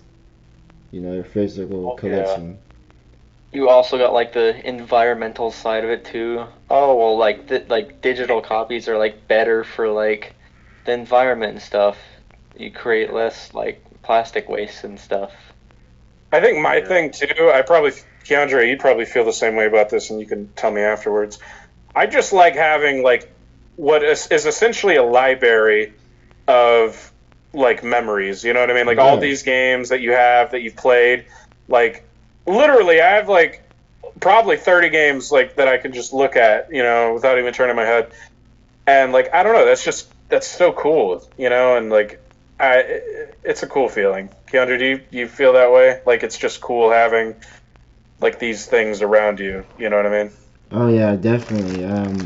When I look at my games on the shelf, and some of them I might not even played recently, but you remember like, oh, I remember I played this game and what Like it's happened. mine.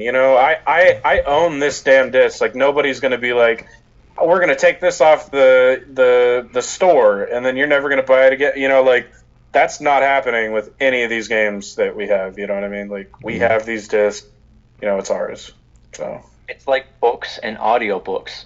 Yeah, you can get an yeah, audiobook, but some people like that physical, like flipping the pages, putting a bookmark in, opening back up to it and stuff. I'm that guy Yeah. too. I You like know, physical some people books. also have like the smell of like books and stuff. All right, I don't know about Yeah. that. Hey. I mean, Yeah, I'm not Some gonna of lie them to though, you. yeah. I I'm got just a Yeah, saying if manga you right like here certain. that I'm reading.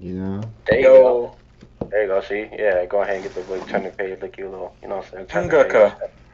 That's just like it's just a classic thing, It's just, some of these newer kids won't understand that. Yeah. Yeah. I guess the Kind of like last a, topic for today, I want to talk about DLCs and how these I guess GOAT editions of games that we already bought. They want to add DLCs that sometimes feel like they should have just been a part of the game from the start, and they just like scrapped it from the main game maybe, and just wanted to add it later. How they expect us to buy something like these $20 addition to the game. It adds story, it adds content, it adds maybe new clothing, weapons, or whatever. They expect us to either pay for it separately, or in the gold edition of the game, or complete, I guess, edition, whatever they want to call it. And yeah, how do we feel about that? I want to jump on this first. I I like it when it's like a story based thing. Like if it's a very healthy chunk of content for a DLC. I'm trying to think of an example, like Fallout 4. You know what I mean? Like those are some very substantial DLCs, like Dark Souls, like very substantial DLCs. Um, Now the those games that are like $5 and you get like five weapons and like some clothes. Like that, I don't like. I do not nah, like that. And 9 times out of 10, those are things that you could just get playing the damn game. You know what I mean? It's like you're paying for a shortcut or whatever. Um, Now, like the gold games, uh, it's weird. Like I don't necessarily like these when they're released because it's almost reminiscent of what we were talking about earlier. Like, oh, $120 for this, and you're paying for like a season pass for shit that you don't even know anything about yet. You know. mm, Now, on the other side of that, I love it when there's a sale and I could get a gold edition for like $20. And it's like I yeah, get the game, all the DLC, and all this other cute shit that like I probably would never get. I like that, like on sales, but like when it initially comes out, yeah, I'm not exactly a fan. Maybe the last one that I got was maybe like Dragon Ball Fighters, and that was because like I knew it's a fighting game. I'm gonna play this. I'm paying for fighters. Like I know what I'm paying for. Like I'm in a fighting game. I want to have all the fighters. It's always been that way. Injustice, Mortal Kombat. I have all the fighters. Um, so like that, yeah. But like I was going back to like Assassin's Creed, where like you'll pay like a couple bucks for like a cosmetic or something. Like it no, it's ridiculous. That's my opinion on that. All both of those. Uh, cool, cool. Kagan, you got something to say on that?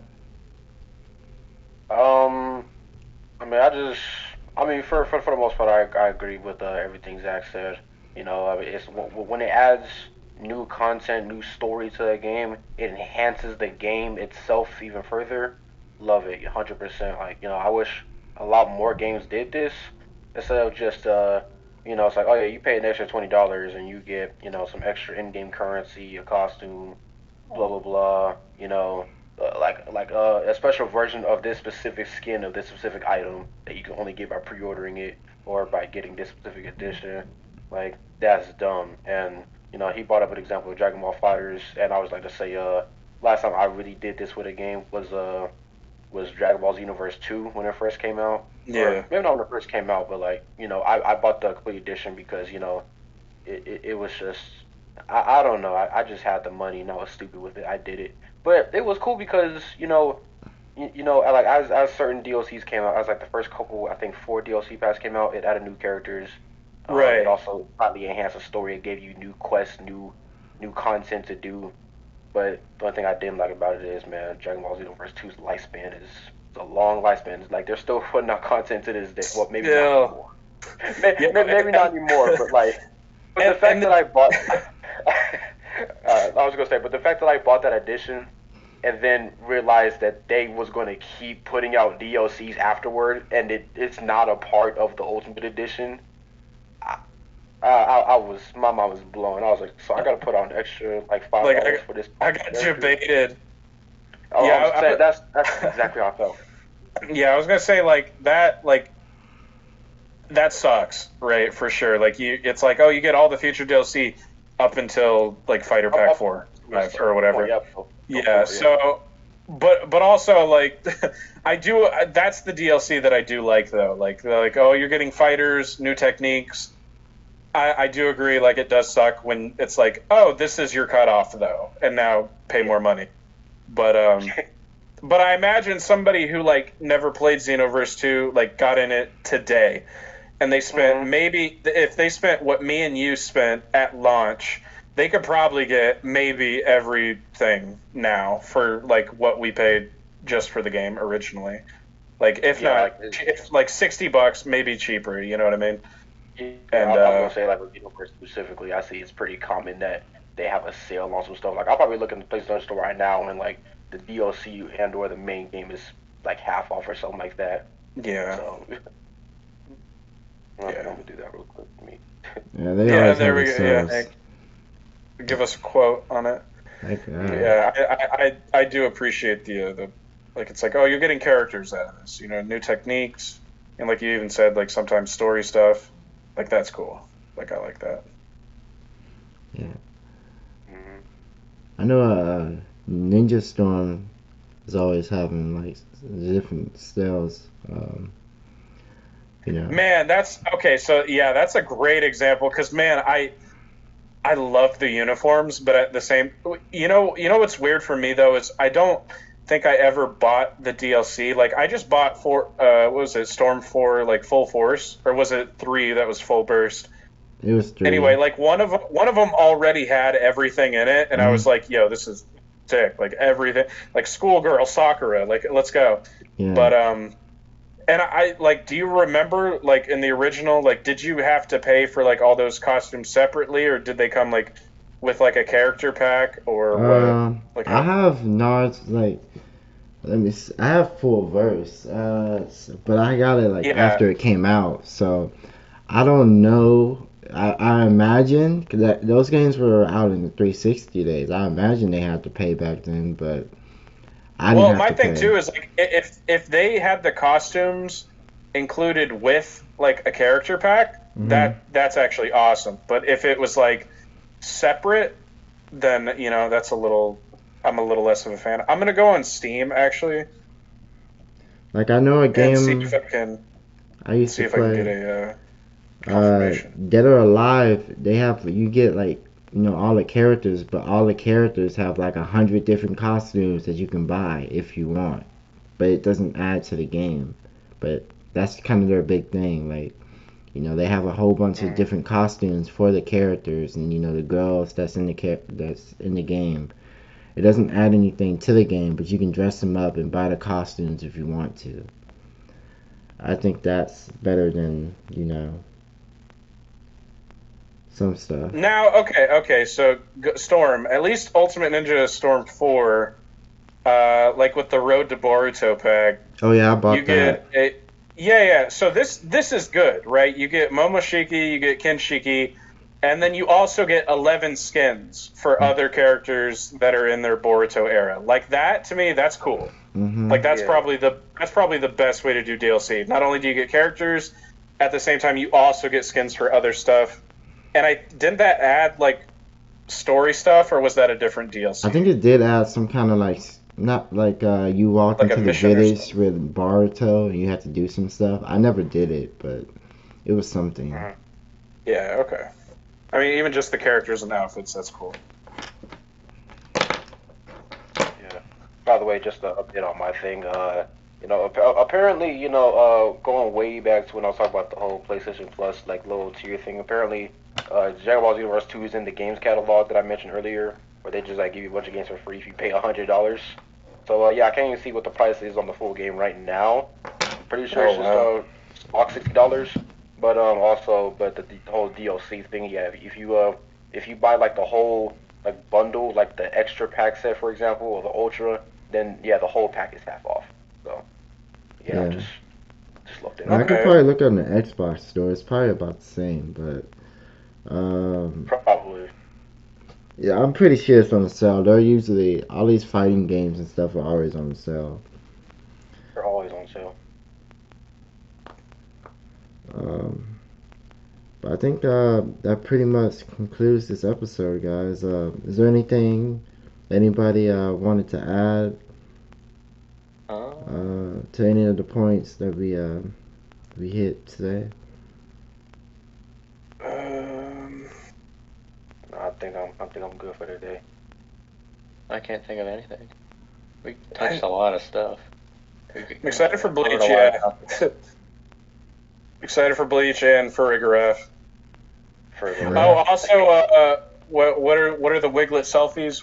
Wigglies? Yeah, I'm excited for those Yeah. still. Yeah. Okay. Weeklies. Wigglies. Wiggly Squad. Well, I'm K-dre Almighty. You can find me on YouTube, Twitter, and Instagram. K-dre Almighty. K-dre Almighty 1. Let them know your handle, Kagan. All right. Once again, KC Sauce God. You can find some content on my TikTok, but you can find me on like Instagram, Snapchat, Twitter, Facebook, all that. KC Sauce God. Uh, yeah, that's about it from me. So I am Matt Offroading. You can find me on YouTube and Twitch at Matt Offroading. And yeah, Zach, your turn. Twitter, Zaddy of None, and YouTube, Zack Attack on Gaming. I'm going to make K-Dre Almighty put it in the description, so you can also check it out there. Maybe I'll even make him throw up a little card that'll take you straight to my channel. All right, yeah, that'll do it for me. All right, guys. See you next episode. Bye!